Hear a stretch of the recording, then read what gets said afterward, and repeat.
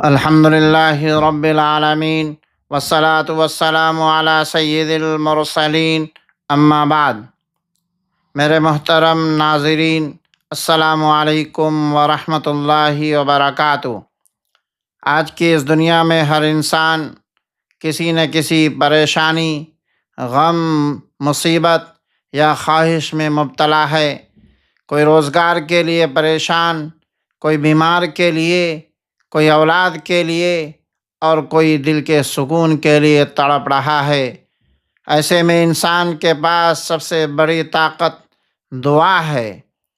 دعا وہ ہتھیار ہے جو نہ تلوار مانگتا ہے، نہ پیسہ، نہ طاقت، صرف یقین مانگتا ہے۔ رسول اللہ صلی اللہ علیہ وسلم نے فرمایا: ادعوا اللہ وانتم موقنون بالاجابہ وَاعْلَمُوا أَنَّ اللَّهَ لَا يَسْتَجِيبُ دُعَاءً مِّن قَلْبٍ غَافِلٍ لَّهُ، یعنی اللہ سے دعا کرو اور اس یقین کے ساتھ کہ وہ قبول کرے گا، اور جان لو کہ اللہ تعالیٰ اس دعا کو قبول نہیں کرتا جو غافل اور لاپرواہ دل سے کی جائے۔ یہ حدیث ہمیں دعا کے راز سمجھاتی ہے کہ دعا صرف زبان سے نہیں، دل کی گہرائی سے ہونی چاہیے۔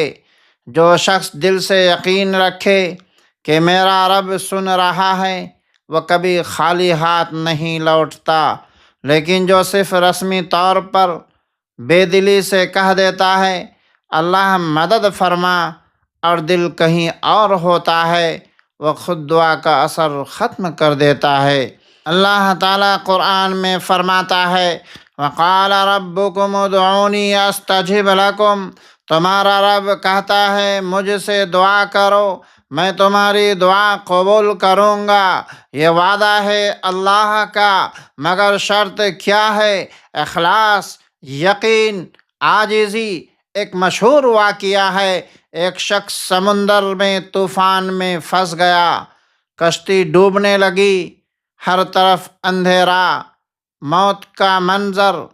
اس نے کہا: اے میرے رب، اگر تو مجھے بچا لے گا تو میں تیری عبادت کبھی نہیں چھوڑوں گا۔ اللہ نے اسے بچا لیا، وہ ساحل پر آیا اور چند دن بعد پھر دنیا میں مگن ہو گیا۔ اللہ تعالیٰ قرآن میں ایسے لوگوں کا ذکر کیا: فَإِذَا رَكِبُوا فِي الْفُلْكِ دَعَوُا اللَّهَ مُخْلِصِينَ لَهُ الدِّينَ فَلَمَّا نَجَّاهُمْ إِلَى الْبَرِّ إِذَا هُمْ يُشْرِكُونَ، یعنی مصیبت میں تو خالص دعا کرتے ہیں مگر راحت میں بھول جاتے ہیں۔ آج امت مسلمہ بھی ایک طوفان میں ہے۔ ظلم، ناانصافی، مہنگائی، بے روزگاری، جنگیں، فتنوں کا طوفان۔ ہم جلسے کرتے ہیں، میٹنگیں کرتے ہیں، بحثیں کرتے ہیں، مگر دعا بھول گئے۔ جب مسجدیں آباد ہوں، سجدوں میں آنسو بہے، دلوں میں یقین ہو، تب اللہ کے فیصلے بدلتے ہیں۔ اللہ تعالیٰ فرماتا ہے: ان اللہ لا یغیر ما بقوم حتی یغیروا ما بانفسہم، اللہ کسی قوم کی حالت نہیں بدلتا جب تک وہ خود اپنی حالت نہ بدلے، اور دعا اسی تبدیلی کا آغاز ہے۔ دعا کے قبولیت کے اصول ہیں: خالص نیت ہو، دل میں صرف اللہ ہو، دکھاوا نہ ہو، یقین ہو اللہ ضرور قبول کرے گا، کب اور کیسے اس کی حکمت ہے۔ عاجزی ہو، گڑ گڑا کر مانگنا جیسے بچہ ماں سے مانگتا ہے۔